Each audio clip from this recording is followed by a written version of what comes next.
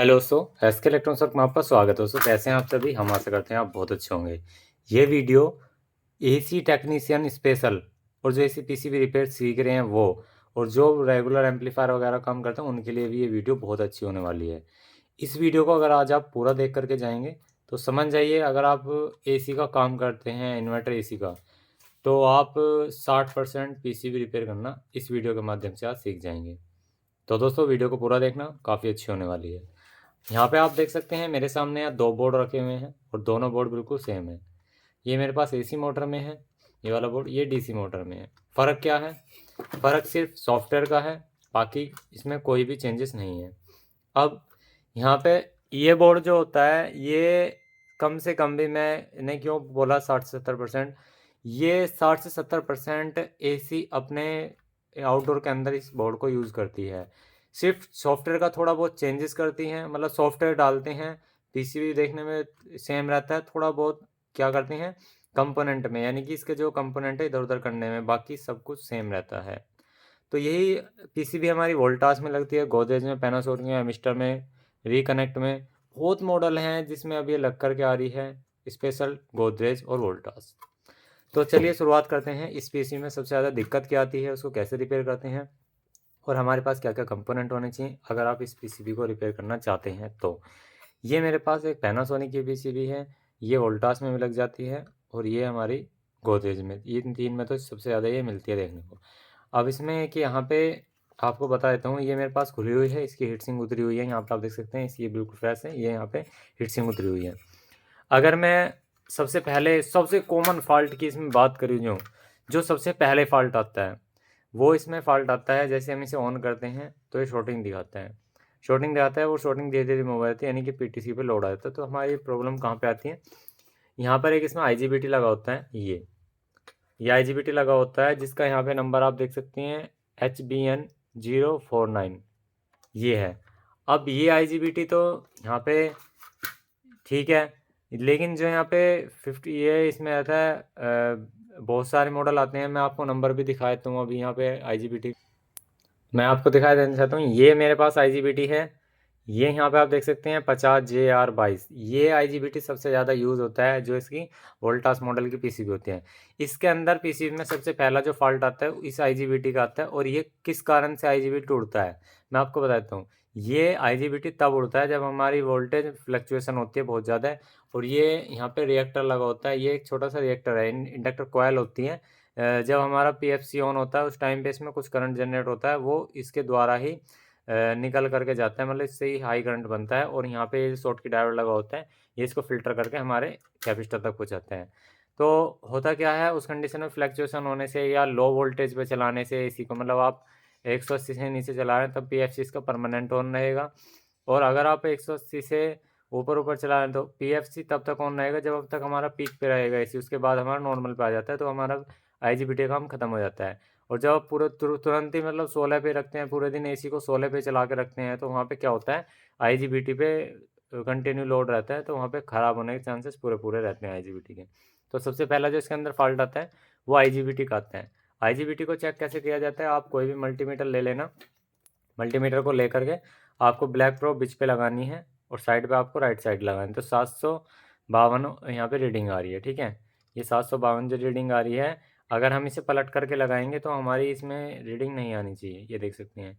तो हमारे यहाँ पे आईजीबीटी ठीक है, ये देखिए।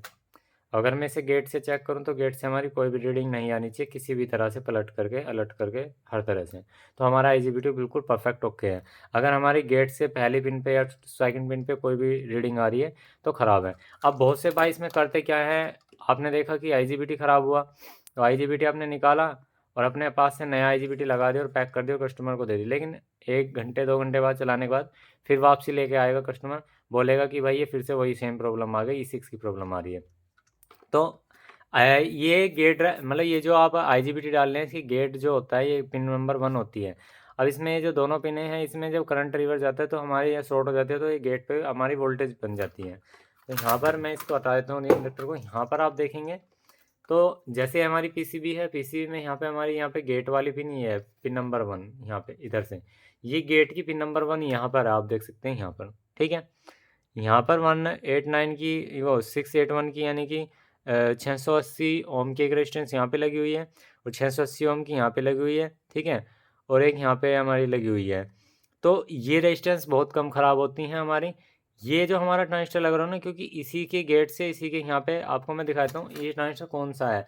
मैं तो बता दूंगा, लेकिन आपको भी तो पता लगना चाहिए। मैंने इसका जो है जहाँ से जब चेक किया था तो मैंने इसको चेक कर लिया था कि भाई कौन सा है, कैसे है, तो इसकी जगह कौन सा भी लग सकता है, वो सारी चीज़ें। तो मैं आपको दिखाता हूँ। ये देखिए, ये ट्रांजिस्टर कुछ इस तरह से है। यहाँ पे आप देखेंगे ये ट्रांजिस्टर यहाँ पर है।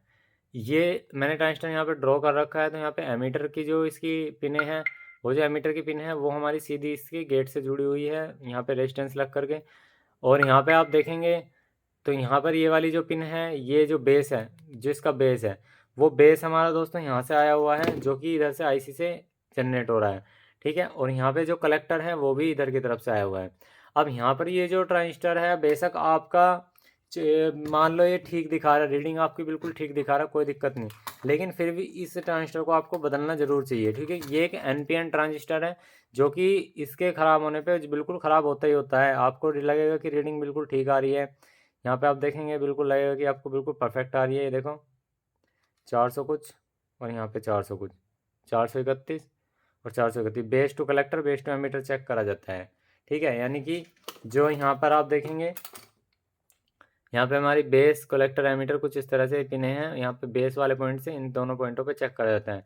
अगर ठीक भी आ रही है ना, अगर आपका आईजीबीटी ख़राब है तो भाई इसको 100 के 100% बदलो। ये बार बार दिक्कत बनाएगा, इसको आप बदलो, ठीक है। उससे पहले आप यहाँ पे ये देख लो, जैसे आपने पीसीबी ऑन करी, ऑन करने से पहले यहाँ पे ये जो आपका आईजीबीटी लगा हुआ है, इस आईजीबीटी को हटा करके यहाँ पे 15 वोल्टेज कन्फर्म कर लो। 15 वोल्टेज इस पर ऑन होते ही आनी नहीं चाहिए, ठीक है।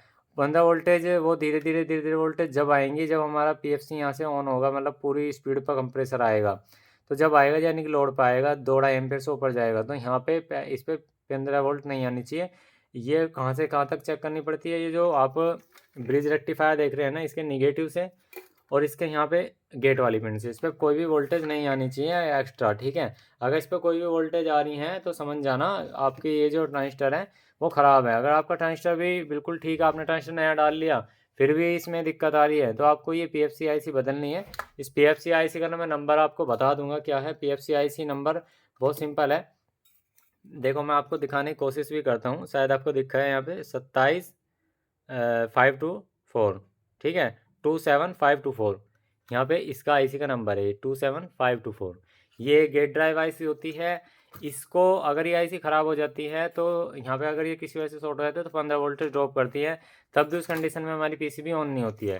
तो जो पहला फॉल्ट है इसमें गेट ड्राइव जो आईसी है, और ये हमारा जो पीएफसी के लिए जो हमारा ये मॉसफेट लगा हुआ है, ये सबसे ज़्यादा ख़राब होता है। जिसे आप आईजीबीटी होता है, ये मॉसफेट नहीं होता है, इसे मॉसफेट ही बोला जाता है।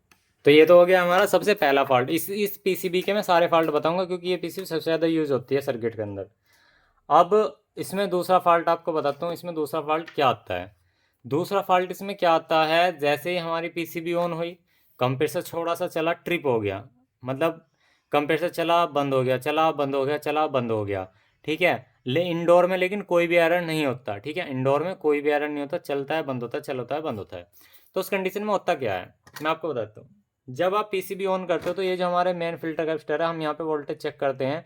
जो भी हमारी वोल्टेज आती है यहाँ पे, जो भी वोल्टेज आती है, वो वोल्टेज जिस टाइम पे मान लो यहाँ पे 300 वोल्टेज है, यहाँ पे 300 या 310 वोल्टेज है, ठीक है। जिस टाइम पे हमारा कंपेयर चलता है तो वो धीरे धीरे ड्रॉप होने लगती है, और वो जैसे हमारा लोड आता है वो पीटीसी पे लोड चला जाता है। वो किस वजह से होता है, यहाँ पर जो हमारी रिले लगी होती है, ये जो रिले लगी होती है, इसकी लाइन जो है अंदर से ख़राब हो जाती है। क्योंकि ये क्या होता है, ये जो पीटीसी यहाँ पे पीटीसी लगा हुआ है, ये सॉफ्ट स्टार्टर का काम करता है। जब हमारी पीसीबी ऑन होती है तो कुछ सेकंड के लिए इस पर लोड रहता है, जिससे कि कैपेसिटर एकदम से चार्ज ना हो, एमसीबी ट्रिप ना हो।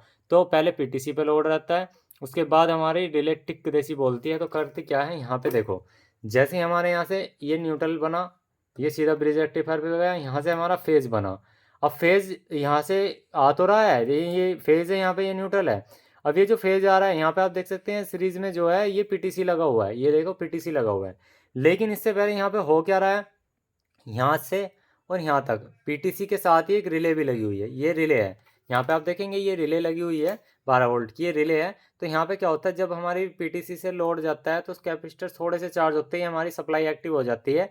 एक्टिव होती है, यहाँ 12 वोल्ट जनरेट बनते हैं। एमसीयू क्या करता है, उसको 12 वोल्ट को यहाँ पर पहुँचाता है इस तक, ये हमारी रिले तक। ये रिले के यहाँ पे डीसी पॉइंट है, ये दो, ये पॉइंट और ये पॉइंट डीसी का है, और ये पॉइंट एसी का है। यानी कि जब यहाँ पे 12 वोल्ट आती है तो दोनों को टच कर देता है, यानी कि जो पीटीसी की जो लाइन है उसको कट करके यहाँ पे टच करता है।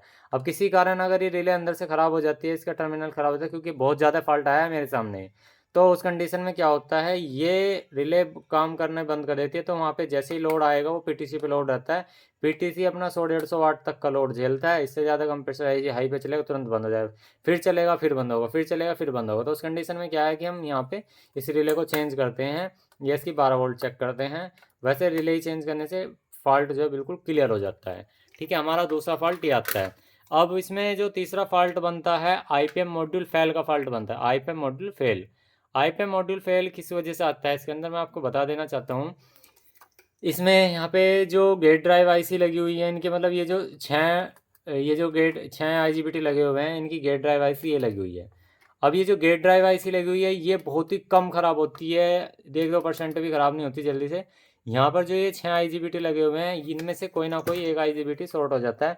तो हम उसको चेक करने की प्रक्रिया क्या रहती है, हम यहाँ पे जैसे पॉजिटिव पे चेक करा, जैसे मैं यहाँ पे सही पीसीबी पे दिखाता हूँ। जैसे ये मान लो हमारी ये सही पीसीबी है, ठीक है, मैं इस पर चेक करता हूँ। अब हम क्या करते हैं, उसको चेक करने के लिए हम यहाँ पे जैसे पॉजिटिव पे निगेटिव प्रोब लगाई, ये हमने पॉजिटिव पे निगेटिव प्रोब लगाई, और हमने इस पर यू वाले पे चेक करा। देखो 642 सेम यही इस पर आएगी, सेम यही इस पर आएगी। अगर इस पर शॉर्टिंग बोल गया, या इस पर हमारा रीडिंग आ रही है, इस पर शॉर्टिंग आ रही है, तो हम इसके ये दो में से कोई सा एक चेक करेंगे। तो देखो यहाँ पे 600 कुछ, 600 कुछ और 600 कुछ। अगर हम इसे पलट के चेक करेंगे तो ये शायद हमारी रीडिंग नहीं आएगी। ये देखिए ये आ रही है। अगर मैं इसमें इसे कंटिन्यूटी पे लगा के चेक करूँ, कंटिन्यूटी पे देखो, मैं अभी आपको दिखाता हूँ अपने डिजिटल मल्टीमीटर से। यहाँ पे देखो, मतलब ये हमने लगाया डायोड रेंज पे। तो मैं अगर पॉजिटिव से चेक करूँगा तो यहाँ पे मुझे ये जो रीडिंग मिल रही है बढ़ती हुई है, कैपेसिटर की रीडिंग मिल रही है। ये देखिए, ये फिर हमारी ख़त्म हो जाएगी रीडिंग। ये देखिए अब आनी बंद हो गई। ये देखो, अगर मैं इस पे यहाँ पे प्लस वाले पे निगेटिव रखता हूँ, प्लस वाले पे नेगेटिव, यानी कि जो कैपेसिटर है हमारे, ये जो ब्रिज रेक्टिफायर से आ रहा है, प्लस वाले पे नेगेटिव रखा, और ये जो पॉजिटिव है अगर इन पे घुमाऊंगा तो यहाँ पे 460, 460 और 460 बिल्कुल एक्यूरेट आएगी। अगर इन पर कोई से भी शॉर्टिंग आती है तो कोई ना कोई हमारी ये जो आईजीबीटी है इस इंटरनली शॉर्ट हो जाता है। कंप्रेसर हल्का सा झटका लेकर के आईपीएम मॉड्यूल फेल का एरर आ जाता है। यानी कि इसके अंदर जो डिस्प्ले पे जो एरर दिखाएगा वो हमारा F3 का एरर दिखाएगा। और मैं एरर की बात करी जाए तो यहाँ पे आप देख सकते हैं, ये जो एरर कोड हैं, ये वाली इस पीसीबी के एरर कोड हैं, ये सारे एरर कोड इस पर अप्लाई करते हैं। अगर इंडोर में एरर आएगा तो ये वाले हैं, और आउटडोर में अगर एरर आएगा तो ये वाले हैं। क्योंकि इस पर जो आउटडोर में एरर आता है, यहाँ पर इसमें एक रेड लाइट होती है, ये वाली रेड लाइट होती है, यहाँ से एरर आता है। आप देखेंगे जब भी पीसीबी को ढक्कन उतार करके, ये एक रेड लाइट है छोटी सी, यहाँ पे एलईडी लिखा हुआ है। ठीक है, उसके बाद ये जो हमारे इसमें से कोई ना कोई एक आईजीबीटी शॉर्ट रहता है, उस आईजीबीटी को हम चेंज करते हैं और हमारा फॉल्ट जो है क्लियर होता है। उसके साथ आपको कुछ भी चेंज करने की ज़रूरत नहीं है। ठीक है, फिर अगर फॉल्ट क्या आता है, हम पीसीबी को खोल कर ही देखते हैं तो हमें क्या लगता है, यहाँ पे ऐसे ये ट्रैक जला हुआ होता है, और यहाँ पे हम इसकी सोल्डिंग कर देते हैं, और यहाँ पे आईजीबीटी को नया डाल देते हैं, और साथ में ये एनपीएन का ट्रांजिस्टर नया डाल देते हैं, तब हमारी पीसीबी ऑन हो जाती है। उसके बाद अगला फॉल्ट क्या आता है, अगला फॉल्ट ये आता है कि आउटडोर में भी कोई एरर नहीं आता, इंडोर में भी कोई एरर नहीं आता, और हमारी कंप्रेसर चलता है, कभी कभार बंद हो जाता है, कभी चलता है, कभी बंद हो जाता है। ठीक है, तो उस कंडीशन में क्या होता है, यहाँ पे ये जो हमारा यहाँ पे ट्रांसफार्मर लगा हुआ है, चॉपर ट्रांसफार्मर लगा हुआ है, और यहाँ पे आईसी लगी हुई है, ये वाली आईसी। मैं इसका आईसी का आपको नंबर दिखाने की कोशिश करता हूँ। ठीक है, TNY288PN, ठीक है, ये इसका आईसी का नंबर है, TNY288PN, ये आईसी है इसकी, हमारी जो सप्लाई आईसी है। यहाँ पे क्या होता है, 15 वोल्ट, 12 वोल्ट और 3.3 वोल्ट जो जनरेट होती है यहाँ पे, ये आप देख सकते हैं एक रेगुलेटर यहाँ पे लगा हुआ है जो कि 15 वोल्टेज के लिए है, जो कि 18 से 15 करता है। और एक रेगुलेटर हमारा यहाँ पे लगा हुआ है जो कि 3.3 वोल्ट के लिए और 12 वोल्ट के लिए लगा रखा है। और यहाँ पे ये दो डायोड लगे हुए हैं। ठीक है, अब इनमें क्या होता है, जब हमारी आईसी फ्रिक्वेंसी जनरेट, या यहाँ पे ये करंट सेंस आईसी होती है एक, यहाँ पे ये वाली, 471 ये करंट सेंस आईसी होती है, छोटी सी, आपको ये देखने में ट्रांजिस्टर की तरह लग रहा होगा।